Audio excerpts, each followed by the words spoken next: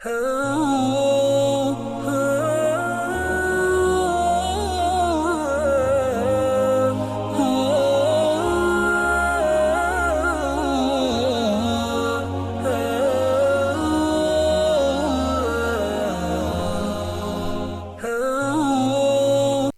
علیکم ورحمۃ اللہ وبرکاتہ. ناظرین و حضرات، میں ہوں آپ کے ساتھ آپ کا میزبان عبدالواجد اور آپ دیکھ رہے ہیں تسنیم ٹی وی. ناظرین، آج کی ہماری خاص پیشکش اسلام کیا کہتا ہے میں آپ کا استقبال کرتا ہوں. تنگی، پریشانی، مشکلات و مسائل کے اس دور میں ہمیں رب کریم سے اپنا تعلق مضبوط جوڑنے کی ضرورت ہے. دنیا دارالامتحان ہے، اس میں گناہوں سے کنارہ کشی کرتے ہوئے نیکیاں کمانے میں اپنا وقت صرف کرنے کی ضرورت ہے تاکہ ہم دنیا اور آخرت دونوں جہانوں میں فلاح و کامیابی پا سکے.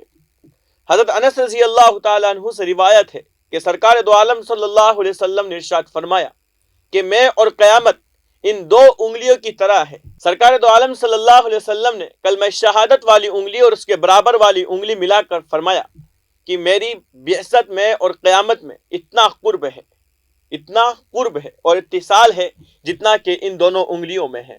سرکار دو عالم صلی اللہ علیہ وسلم کا مطلب یہ تھا کہ اللہ تعالیٰ نے اس دنیا کے جتنے دور یعنی زمانے مقرر کیے تھے وہ سب ختم ہو گئے ہیں.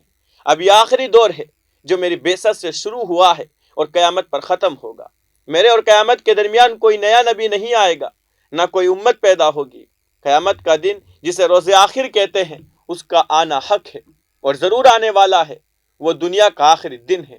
اس دن تمام آسمان اور ستارے پارا پارا ہو جائیں گے اور زمین اور پہاڑ ٹکڑے ٹکڑے ہو کر ریزہ ریزہ ہو جائیں گے. حضرت آدم علیہ السلام سے لے کر خاتم النبیین صلی اللہ علیہ وسلم تک پیغمبروں نے توحید کے بعد روز آخرت سے آگاہ کیا اور بتایا کہ ایک دن یہ عالم فنا ہو جائے گا اور پھر مخلوق کو دوبارہ زندہ کیا جائے گا. وہاں ان کے اعمال کی جزا اور سزا ملے گی. بلا شبہ یہ دنیا چند روزہ ہے. یہ عالم ایک دن فنا ہونے والا ہے اور اس کے بعد ایک عالم آنے والا ہے جہاں فنا یا زوال نہیں. لیکن ضرورت اس امر کی ہے کہ دنیا سے آخرت کی طرف روانہ ہونے سے پہلے اس عالم جاودانی کا کچھ سامان پیک کر لیں. اور قیامت کی صورت یہ ہوگی کہ باشندگان عالم اپنے کاروبار میں مشغول ہوں گے اور روئے زمین پر کوئی اللہ کا نام لینے والا باقی نہ رہے گا. وہ جمعہ کا دن ہوگا اور محرم الحرام کی 10ویں تاریخ روز عاشورہ ہوگا کہ یکایک صبح لوگوں کے کانوں میں ایک باریک آواز آنا شروع ہوگی اور بڑھتی جائے گی یہاں تک کہ تمام لوگ مر جائیں گے اور زمین اور آسمان پھٹ جائیں گے. پھر دوسری مرتبہ سور پھونکا جائے گا جس سے تمام مردے زندہ ہو جائیں گے اور حساب کتاب شروع ہو جائے گا. اور اگر کسی نے ذرہ برابر نیکی کی ہوگی اس کے اجر کا حقدار ہوگا اور اگر کسی نے ذرہ برابر برائی کی ہوگی وہ سزا کا مستحق ہوگا.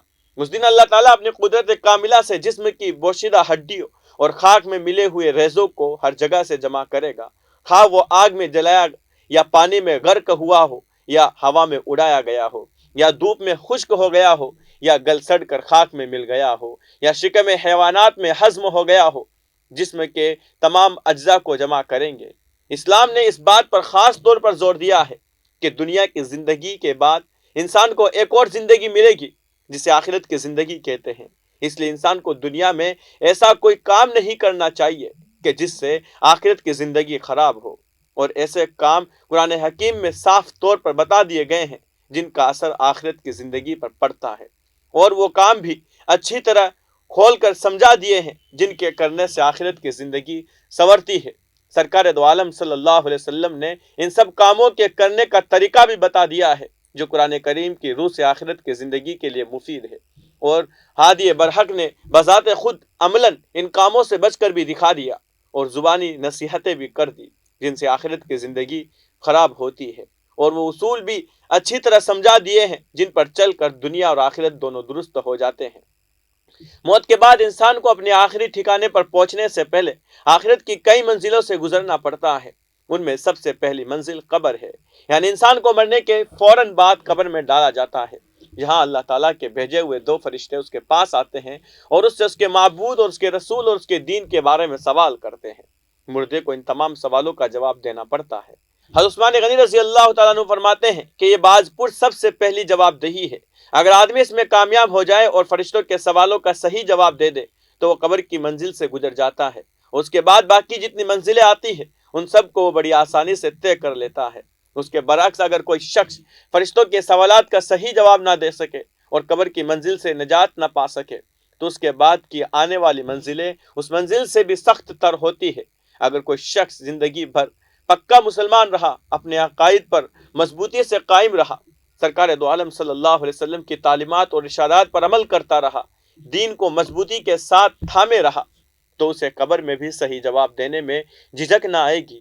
وہ بڑی بے باکی جرات کے ساتھ جواب دے سکے گا اور اسی طرح آخرت کی باقی منزلیں بھی بڑی آسانی کے ساتھ طے کرتا چلا جائے گا۔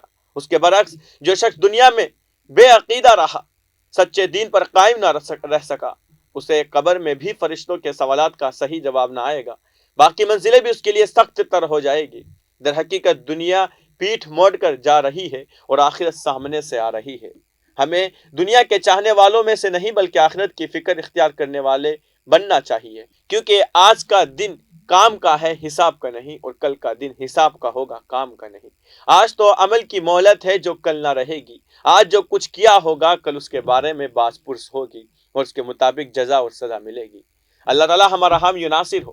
تو فی الحال کے اس رپورٹ میں بس اتنا ہی، مجھے دیجیے اجازت اور آپ دیکھتے رہیے تسنیم ٹی وی، آپ کے میزبان عبدالواجد کے ساتھ۔ اللہ حافظ۔